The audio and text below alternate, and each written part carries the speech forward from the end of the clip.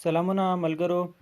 څنګه کولی شو د خپل فیسبوک اکاونټ چې دی هغه د پرمننت دپاره ډیلیټ کو. نو تاسو راشئ فیسبوک ایپ ته. فیسبوک ایپ چې دی دا به اوپن کوئ. هغې نه پس به د تری لاین چې دی ډاټ د تری کرښې چې دی په دې باندې به کلیک وکئ. هغې نه پس به راشئ هیلپ سنټر ته. د هیلپ سنټر کې تاسو په سرچ بار کې به سرچ کوئ ډیلیټ فیسبوک اکاونټ. ډیلیټ فیسبوک اکاونټ به ولیکئ او هغې نه پس به دا په تاسو په سرچ بار کې سرچ کوئ. دا اولنی اپشن وایي how do I permanently delete my Facebook account. په دې باندې به کلیک وکئ.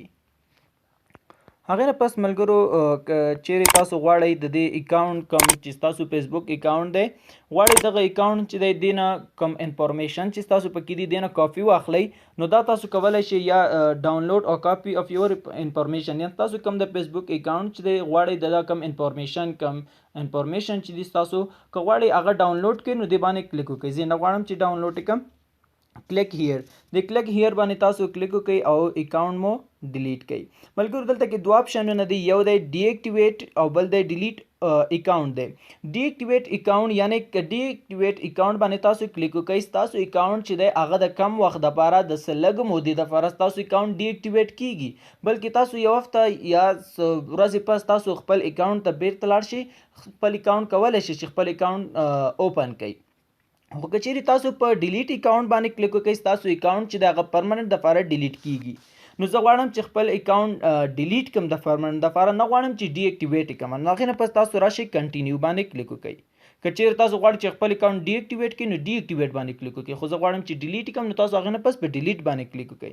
هغې نه پس کنټینیو ټو اکاونټ ډیلیټ باندې کلیک وکئ. ډیلیټ اکاونټ دا د ملګرو دا زما اکاونټ دی. دلته کې اوس غواړي چې تاسو پاسورډ ورته ورکئ. پاسورډ به انټر کړئ، هغې نه پس به کنټینیو باندې کلیک وکئ.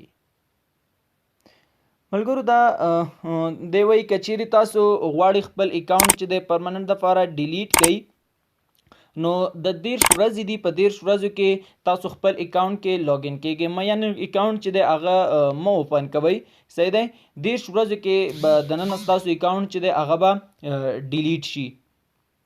نو ډیلیټ اکاونټ باندې کلیک وکئ. 30 ورځو کې ملګرو تاسو خپل اکاونټ ته مه انټر کیږئ. نو زما اکاونټ چې دی ډیلیټ شو، ستاسو اکاونټ چې دی ډیلیټ شو. یوازې 30 ورځې منتظر شئ ورته. 30 ورځې پس به ستاسو اکاونټ ډیلیټ شي. ملګرو زموږ د یوټیوب چینل حکمت الله سراج په نوم چینل دی. زموږ د یوټیوب چینل د سره هم سبسکرایب کړئ.